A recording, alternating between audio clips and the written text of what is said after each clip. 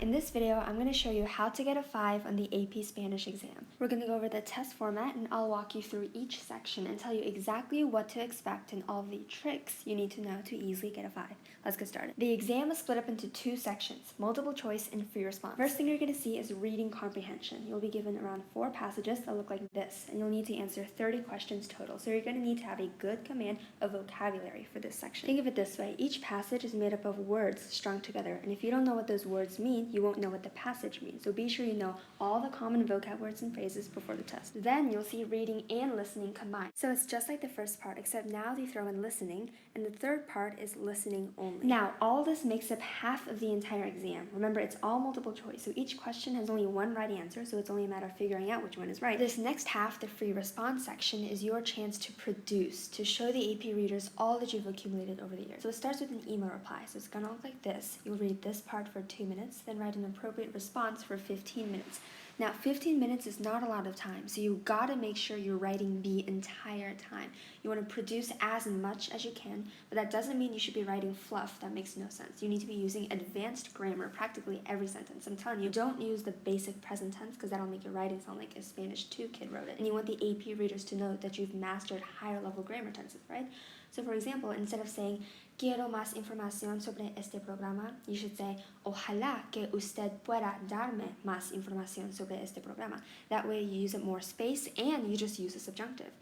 Another example, instead of quiero ir a México para estudiar español, you can spice it up by saying, me gustaría ir a México para que pueda aumentar mi nivel de español, which means the exact same thing, except you use conditional, subjunctive, and aumentar mi nivel de español is more advanced than estudiar español. Another thing is, and this is super important, you have to use idioms, not just for the email section, but for everything that involves writing or speaking. It's in the rubric that the AP readers use to score your tests, and they'll take off points if you don't.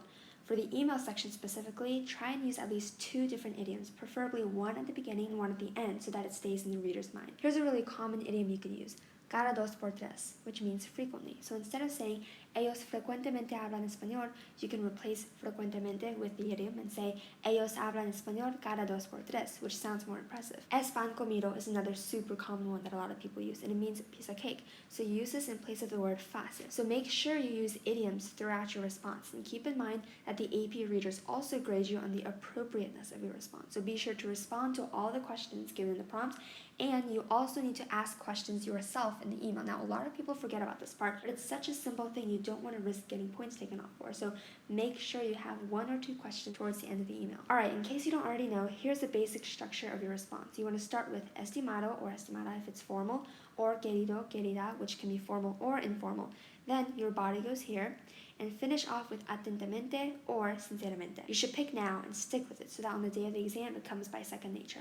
Okay, the next part of the exam is the essay. You'll be given 55 minutes total to write a persuasive essay based on 2 written fuentes, which means sources, and 1 audio clip. So using all 3 sources of information, you'll need to answer a prompt in the form of an essay. For those of y'all who take an A-Push or AP Euro, you know what a DBQ is, right? So it's sort of like that, except this should be more opinionated, and you're allowed to use examples from your personal life or anything to back up your side of the argument. Here's the scoring rubric for this section. Make sure you fully understand the sources. If you misuse one, that's a huge red flag for them, and they'll take off a lot of points in this section. So read the sources carefully and listen to the audio, and you should be taking notes so that you can go back and refer to them later. Also, you need to use transitional phrases between each paragraph and throughout the paragraphs as well. And make sure they're advanced. Instead of también, use además or asimismo, and instead of pero, use sin embargo. Next, idiomatic language. Just like in the email section, you need to use as many idioms as you can because it'll help you if you happen to make some grammar mistakes. Your impressive language will compensate for it, at least partially. I'd recommend choosing 4 or 5 idioms that you like, memorizing them, and using the same ones for every single essay you write. So you want to make them your own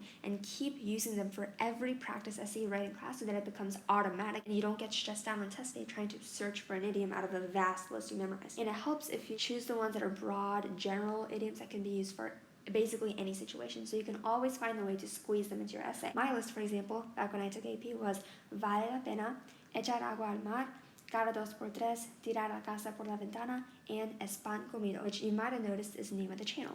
So you can use these if you want, but there are hundreds of idioms out there that you might want to explore first before settling on 5 to use for the exam. Okay, that's it for how to get a 5 on AP Spanish Part 1. Watch Part 2 for tips on the speaking section.